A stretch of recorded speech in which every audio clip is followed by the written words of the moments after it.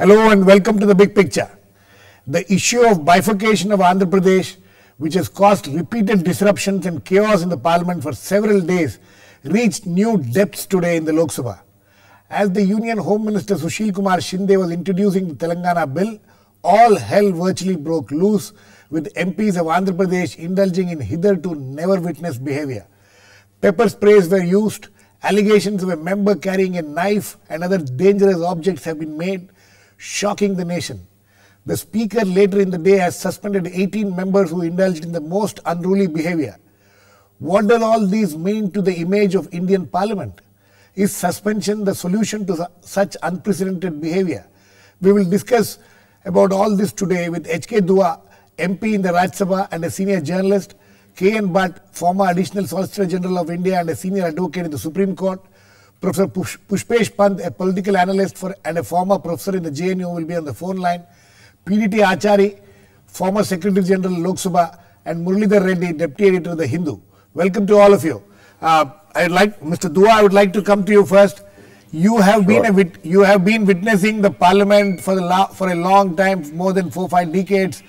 You think we have reached new depths today? Oh, it is the worst moment in history of Indian Parliament. There's no doubt about that. We had great parliamentarians when we were reporting Parliament from the gallery, and it was part of our education. People like Hiren Mukherjee, Indrajit Gupta, Minu Masani and Dandekar from Swatantra Party, Nathpai from Praja Socialist Party, Acharya Kriplani, Ramnath Loya. Many of them were bitter critics of the government, but they never did anything which went against parliamentary procedure or dignity of Parliament. It was kind of ideal Parliament, setting a precedent for the future, setting traditions for the future. And now everything has been thrown overboard this session, some of the earlier session when people jump into the well. But what happened today in the Lok Sabha was abominable. And the severest punishment should be there, and those who indulged in that have no business to be in Parliament. It was worse than behavior of the street. Okay. Worst behavior, Mr. Achary, what are the options before the Speaker? The Speaker has used this, 374A under the rules of procedure, and suspended. It's under automatic suspension 18 MPs.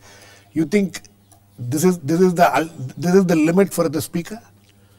Well, so far as the Speaker is concerned, she has exercised the power which has been given to her. She has taken the route of automatic suspension, where there is no motion involved. Speaker herself can announce the names and they stand suspended under this particular rule. But when you look at the seriousness of this incident which has happened in Parliament today, I feel that a mere suspension is not enough.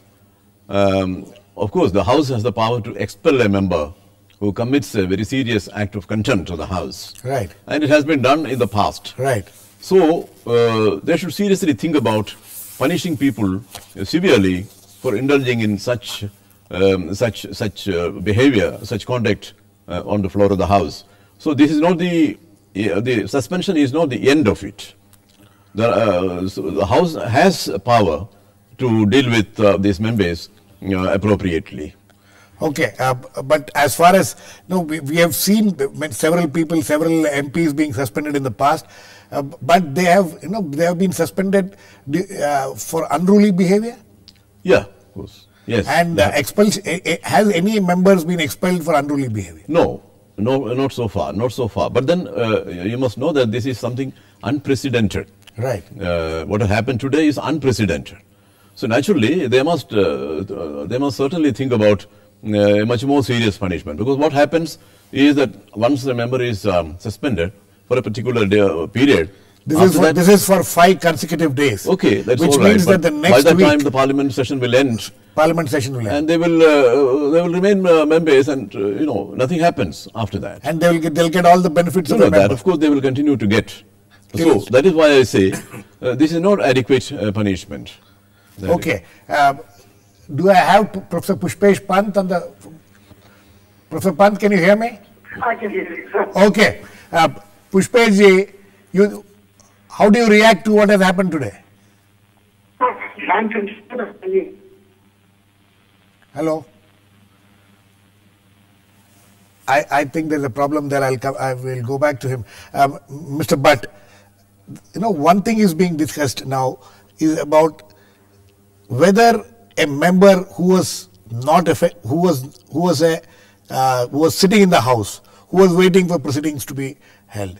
Do you think that his privilege has been affected? Do you think that he can go to the court saying that is this a matter which should go before the court, or you think this is something which has to be handled within the parliament? I don't think that the court has any jurisdiction. Okay. Because that has all been decided in the JMM bribery case. Right. After that, whatever happens within the house, unless the house gives a complaint and asks somebody to do this one, nobody has got a power. That's a safe haven.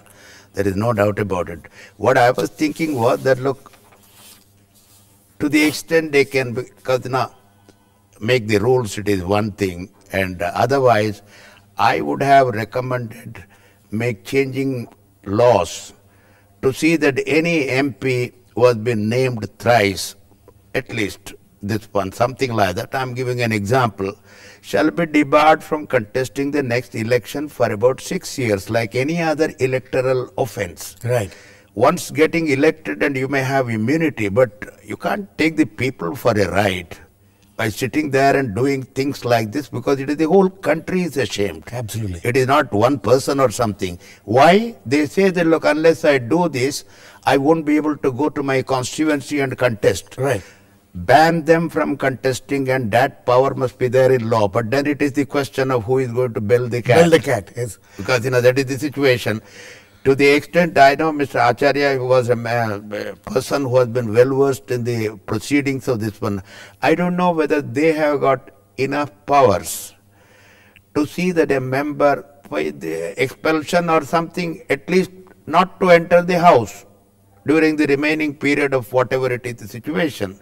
And that making a law change in the Representation of the People's Act, that is a long way off, and then I don't know how many MPs will support. But since the frequency of such disruptions of Parliament are too many, too frequent, and come so often that you read everybody, I think whoever was the architect of the Parliament, he must have made a bigger well than what it is now. Professor Pant, can you hear me now? I can hear you, sir. Okay, sir. I think what we have to ask about, sir, is to think about the nature of parliamentary democracy in India. If this is the kind of members of parliament we have, if this is how parliament is adjourned, interfered with, becomes a den of criminal activities within the house, the Constitution empowers the Speaker to punish them, but they have not been punished in past enough, and who are to tell what the Speaker or the House should do? The House is not going to punish itself if the majority of members belong to this category. I mean, I think we should seriously rethink in terms of a new Constituent Assembly and a new form of Democratic Republic of India, which takes rid of such this unruly behavior in the House. Yes.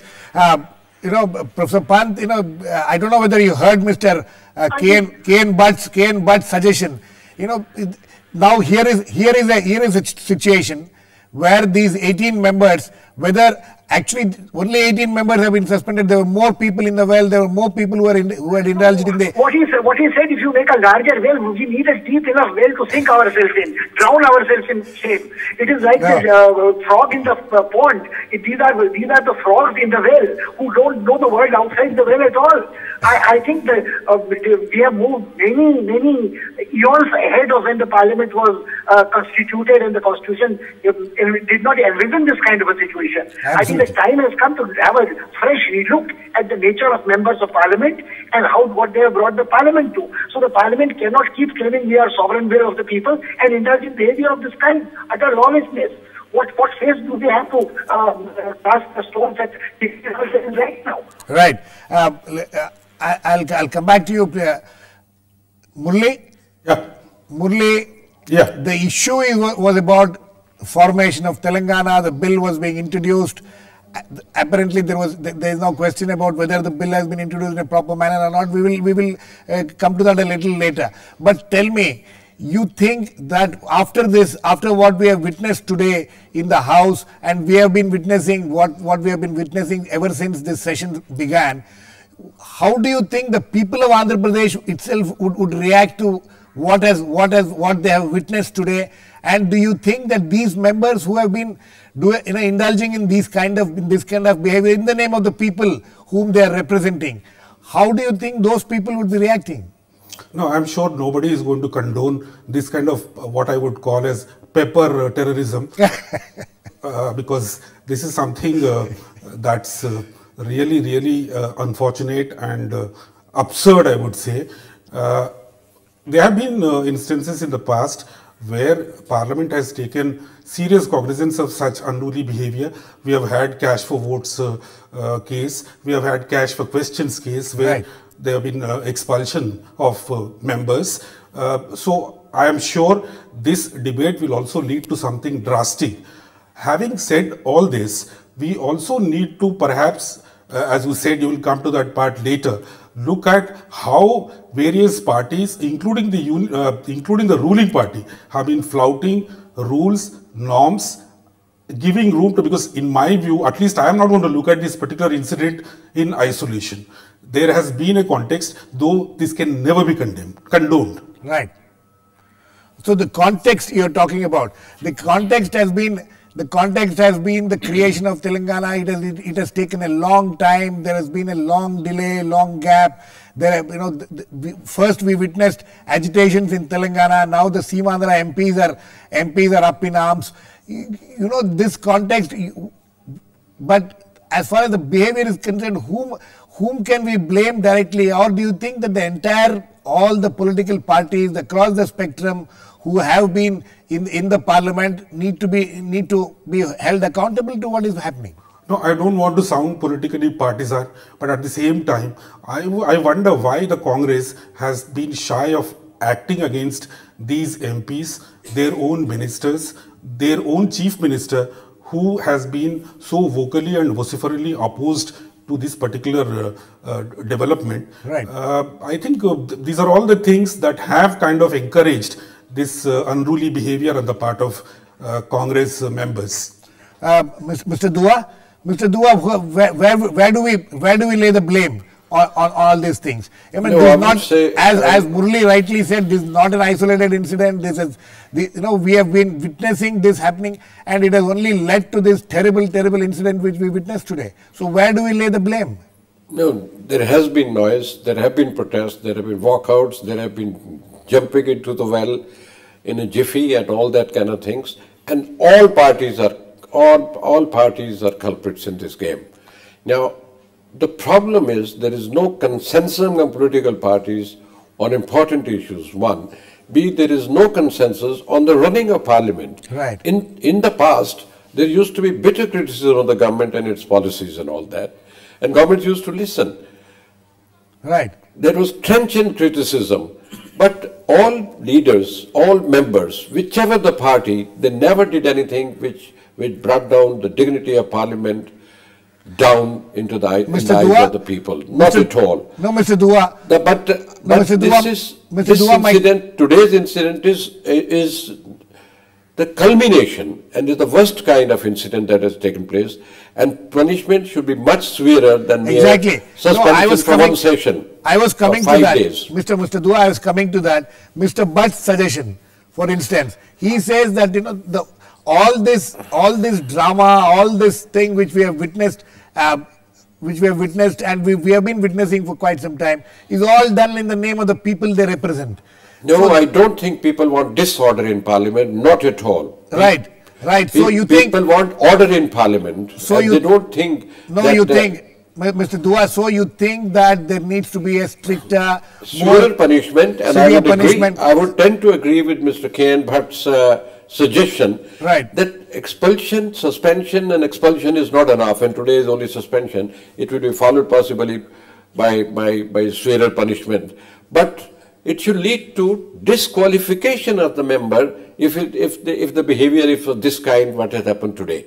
Disqualification should be the remedy. For that, certainly there will be problems, and many MPs won't agree. Does Parliament have the right to disqualify one of their colleagues? I think they should acquire that right, so that Parliament should function. In the name of survival of parliamentary democracy, you need to have some order in Parliament. Otherwise, it will be chaos in Parliament, and chaos is never liked by the people, and they can have the mandate from the people to restore order in Parliament. Mr.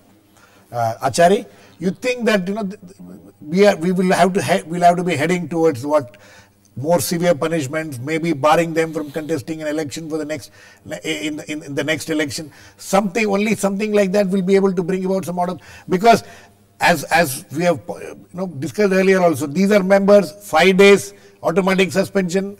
They will, the House, the session will end, elections in the next 2 months, they will go and contest the elections. And get all the money in the meanwhile.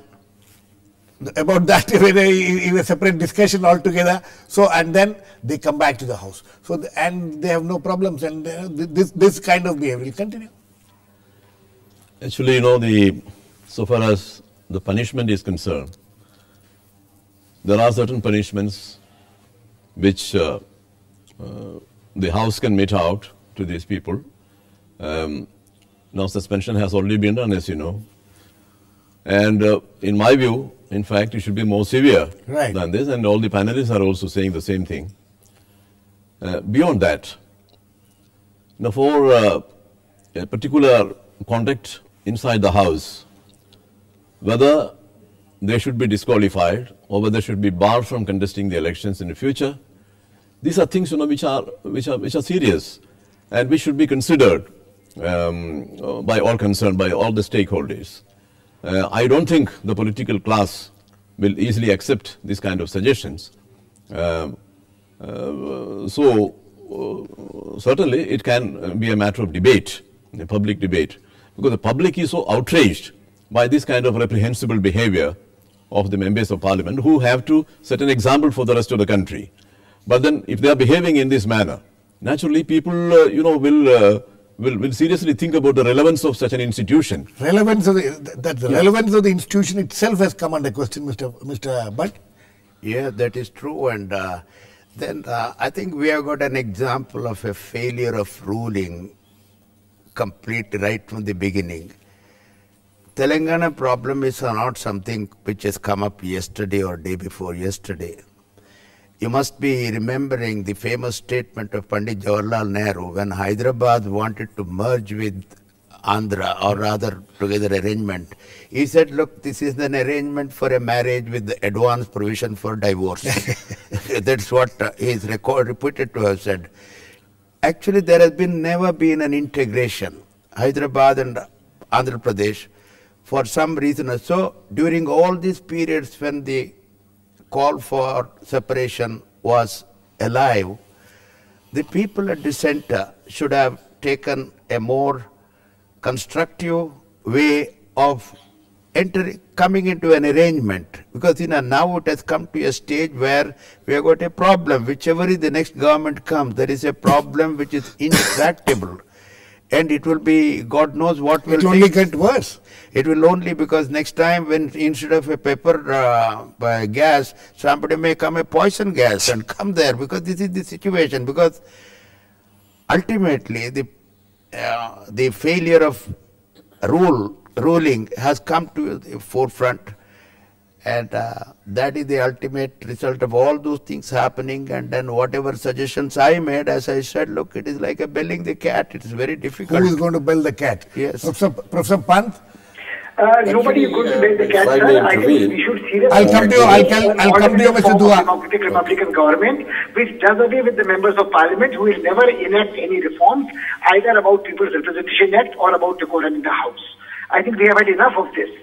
I think we should seriously reconsider, and there should be exemplary punishment. You put somebody in jail and his wife or son or brother replaces him, and the Muslim continue and the dirty politics continues. Okay. Yes, Mr. Dua? No, the point is, what has happened in Parliament today is crime committed on the floor of the House. Exactly. It is not just breach of privilege of other members who have been denied the benefit of debating an issue. Absolutely. But crime committed on the floor of the House, and Parliament will have to deliberate this question. If it was committed outside, there have been a criminal case against the member. Absolutely. Since it's committed on the floor of the House, Parliament has prescribed the prescription. What about the crime? And as Mr. Bhat fears, it could be worse also. Now, punishment of crime on the floor of the House has to be provided, and the punishment has to be much more strict. The presiding officer has to take the decision to hand it over to the ordinary law enforcement agency, but that will be a bigger question and problem. Mr. Achary, you think that we have never had a situation before. Now, as Mr. Dua rightly points out, it is a crime. All said and done, it is a crime. Imagine attacking a person on the road.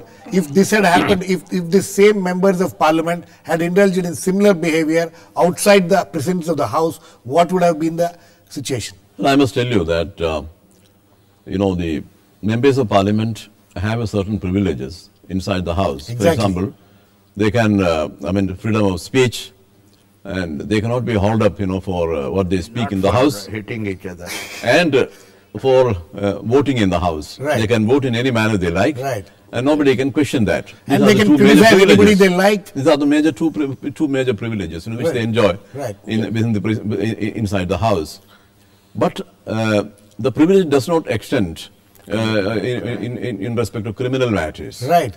If they indulge in criminal activities, they are as liable as any ordinary citizen. Would you think, so you're trying to say that their action, if it is criminal in nature, even inside the House, the action could be taken, but as Mr. Bhat says, it's up to the presiding officer to decide how to handle if it is, suppose today they sprayed that pepper gas or whatever. No, there is also allegation that a person was carrying a knife and some dangerous objects. Somebody was brandishing a knife. Yes. That is what the media report. Right. But then later he has denied it. The Parliamentary Affairs Minister said this to the media.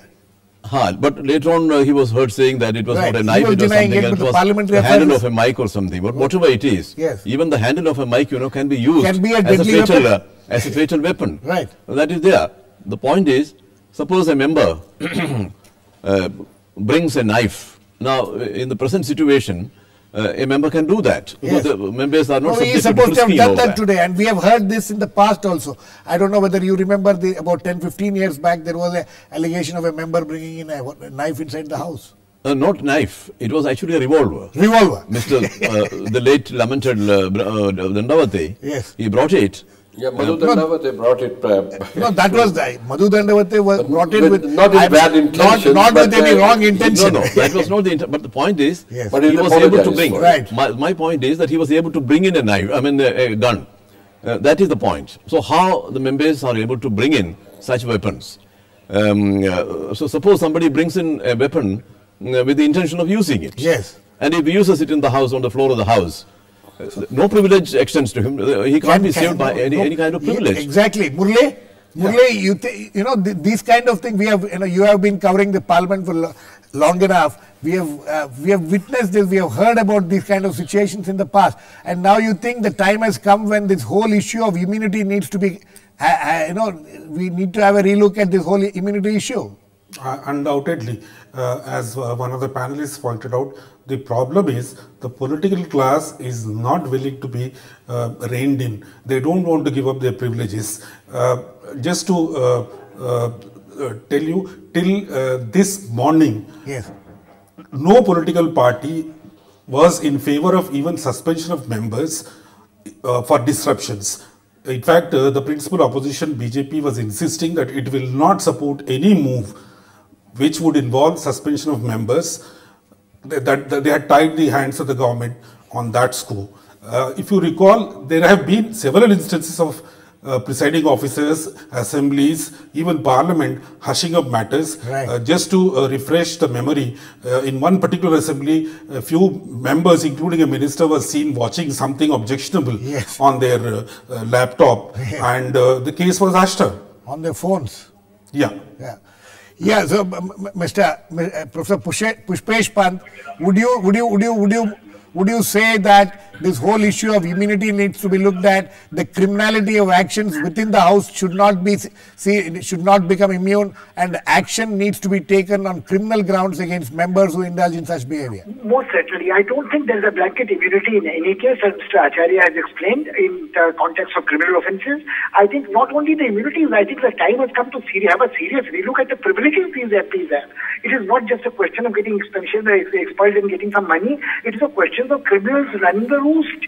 I mean, it's absurd. I mean, my disillusionment with parliamentary form of democracy is total today. As a student of political science and as a citizen of India, and I would repeat, it may sound absurd, but the time has come for a new constituent assembly to have a relook at the form of democratic Republican government we have in this country. Once these members of parliament who are self-serving refuse to enact any reforms. Okay, Mr. Dua, very quickly, the issue of immunity needs to be relooked. Another important thing which is being whispered or discussed among members in the parliament precincts today after this whole issue was the whole issue of not frisking the MPs. Now that has become another issue. Now, if MPs are carrying this kind of stuff inside the house, should they be immune from frisking?